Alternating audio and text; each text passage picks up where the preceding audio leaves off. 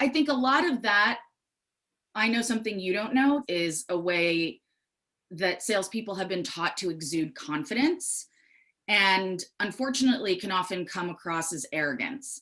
There are plenty of other ways to exude confidence.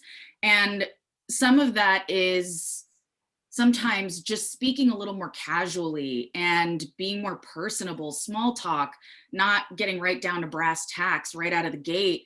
That's a little more human. You're trying to connect. And I think that's often lacking is that humanistic component. It becomes abundantly clear to whoever they're speaking to that they have dollar signs going through their minds, that they're trying to make a buck, they're trying to get something out of this person. It can feel opportunistic. It can also feel kind of used car salesman-y, like it's kind of gross. And it's just the way that I think I exude confidence is in the way that I build rapport, which is very human. I don't try to be very cold and clinical and rigid and not answer any personal questions, turn everything around. I come in and I bring my personality and I bring in humor.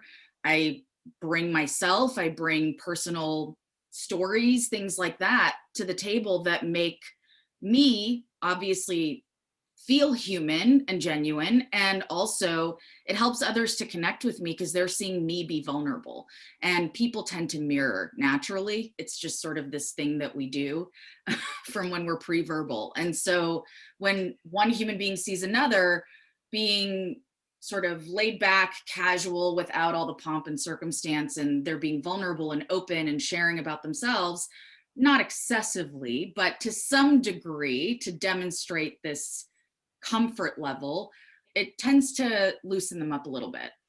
When you talk about being vulnerable, what does that mean to you? And what should that mean to us as we hear that word? To me, vulnerability is sort of a way to volunteer, take the initiative to volunteer openness and personal examples, to share something with another person or share expression of emotion that is not something maybe you would ordinarily share in that kind of situation. You know, I work with sensitive topics, right? With sex therapy, sex addiction. I work a lot with infidelity issues, betrayal. And, you know, one of the things that tends to disarm people is when I offer up personal experience, and I'll give an example of when I went through that.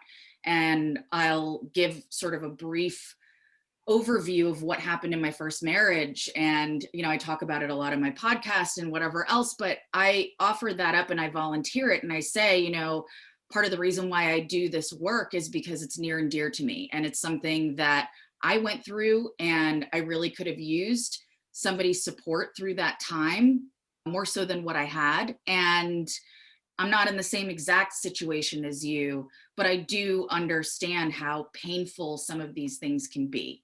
And so it's openness, it's personal as well.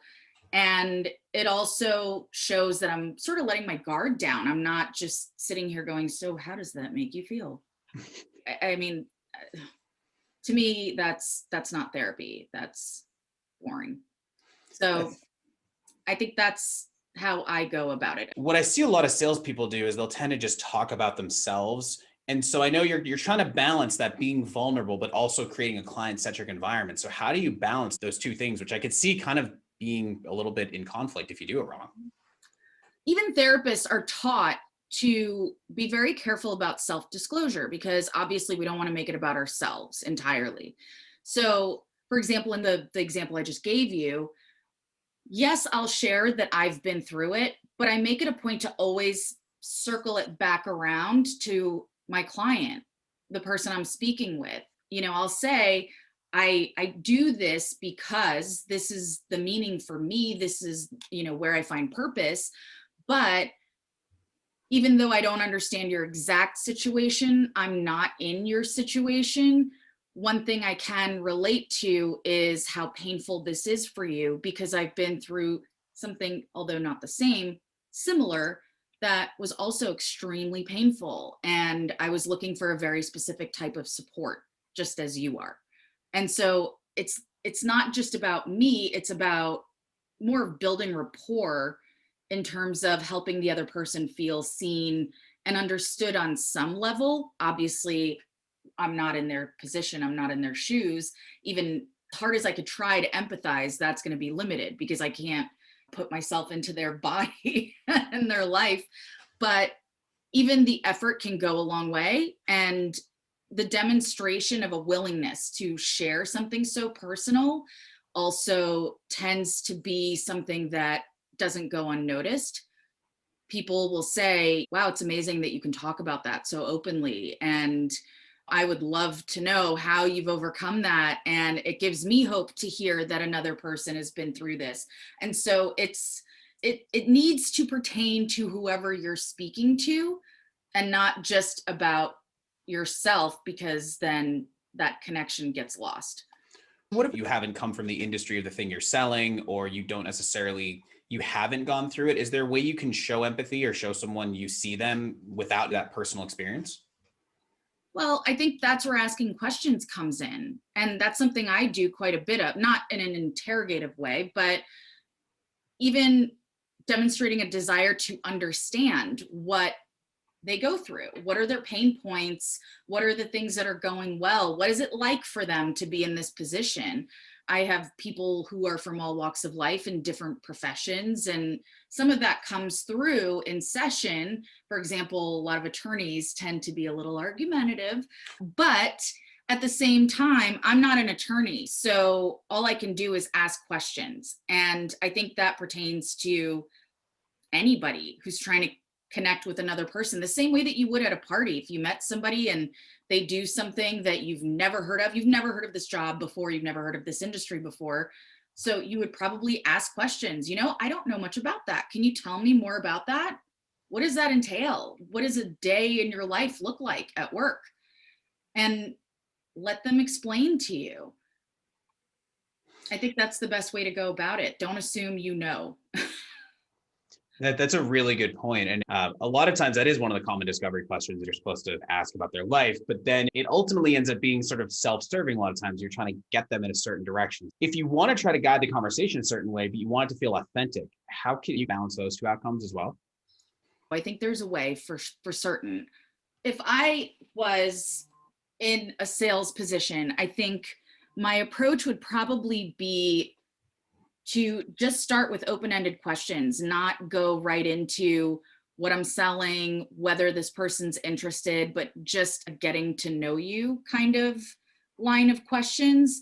I speak from my personal experience. When people have tried to sell me things, whether it's software programs or a car or a pair of shoes, I tend to feel more comfortable and be more amenable to negotiation and to maybe even spending a little more when this person is likable, is warm. I don't feel pressured or uncomfortable speaking with them. It's not too formal when there's a connection. Human beings are social animals. We need the connection, and that's also what builds rapport and trust. So start there rather than, so would you like to hear about what we're offering today? Actually, no, I don't. Wait, there's more. Right. Oh, that's my least favorite. But, I think when people can sense that you're just being nice, you're trying to get to know them, and you're not immediately going into your whole spiel about whatever it is you're selling, it almost gives them the opportunity to open that up on their own. So it's not on you. Okay, we've had some small talk, some chit chat for a while. So, I came over to see your product because this is what I'm looking for. Can you tell me if this is something that you do? And then they've invited you in to tell them about it rather than you feeling like you have to chase them down and sort of intrude.